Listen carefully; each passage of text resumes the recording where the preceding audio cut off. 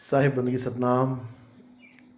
सोचा था कि रामपाल जी महाराज बाहर आए हैं तो अब होगी ज्ञान चर्चा, अब होगा सत्य का उजागर, अब मिलेगा नी अक्षर का भेद, अब छूटेंगे सब अक्षर।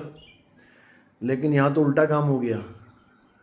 यहाँ तो चेले गुरु को ही बचाने में लग गए। ज्ञान चर्चा ना हो, नितिन दास के साथ इस पर पूरा जोर लगा दिया। इससे ये साबित हो गया कि इनके पास कुछ भी नहीं है। इससे ये साबित हो गया कि ये सत्य को जानना ही नहीं चाहते।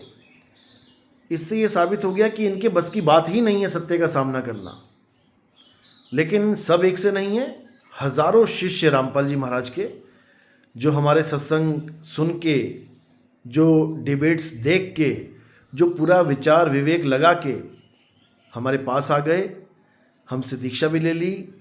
और अभी हजारों ऐसे भी हैं जो अच्छे से इस ज्ञान को समझ रहे हैं और बिना पक्षपात के अब वो मूल ज्ञान को जान पा रहे हैं।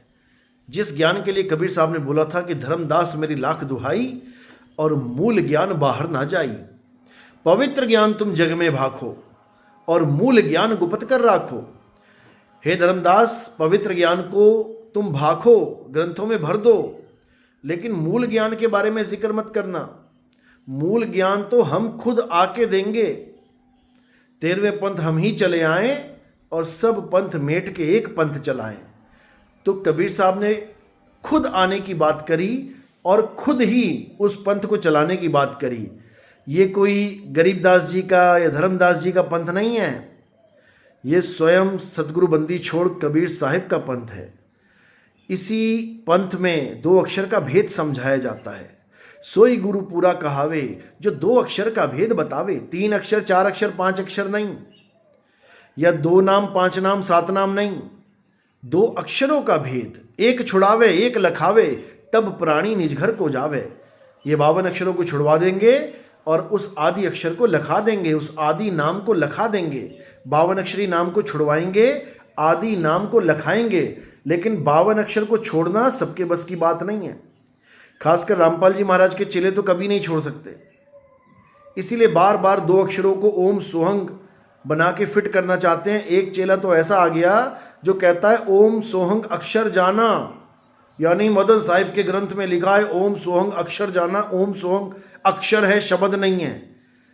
और एक तरफ कहते हैं कि मदन साहिब को कबीर साहब मिले ही नहीं, और मिले तो ज्ञान दिया, वो ज्ञान लिया ही नहीं।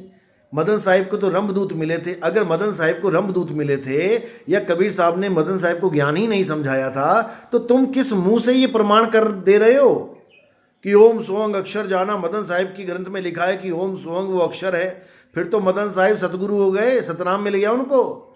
तुम्हारा जो नकली नाम ओम सोहंग लेके बैठे वो तो मदन साहिब के पास भी ज्ञान पहुंच गया। फिर कैसे पहुंच गया? तुम्हें ओम सोहंग का ज्ञान देने के लिए परमात्मा सतलोक से आएंगे और मदन साहिब को घर बैठे बैठे मिल गया। अरे मूर्खों, थोड़ी तो बुद्धि लगा लो, थोड़ा तो समझ लो। थोड़ा भी नहीं समझना है तो कोई फायदा नहीं होगा। रामपाल जी बाहर आए और चले गए, इससे कोई फर्क नहीं पड़ेगा। फिर परमात्मा सबको मौका देता है। रामपाल जी महाराज को भी मौका दिया है कि अपनी गलतियों का सुधार करें। इतनी संगत बनाई है लेकिन गलत नाम से जोड़ के 84 में ले जाने का कार्य कर रहे हैं। इससे उनको फल भोगना पड़ेगा, दंड भोगना पड़ेगा। झूठा गुरु अजगर बना, लख 84 जाए, और सारी संगत चीटी बने, तोड़ तोड़ के खाए।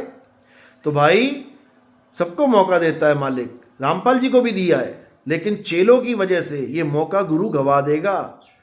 और मौका गुरु गवा देगा तो फिर भाई साहब 84 है आगे, याद रखना।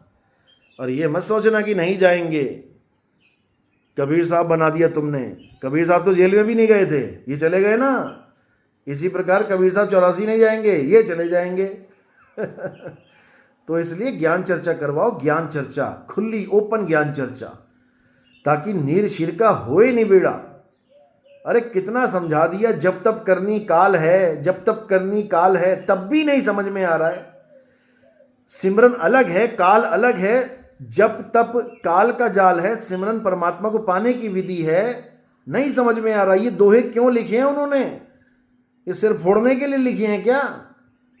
इसमें माथा फोड़ो अपना, बुद्धि विवेक लगाओ, तब काम होगा, नहीं तो नहीं होगा। साईं बंदगी सतनाम।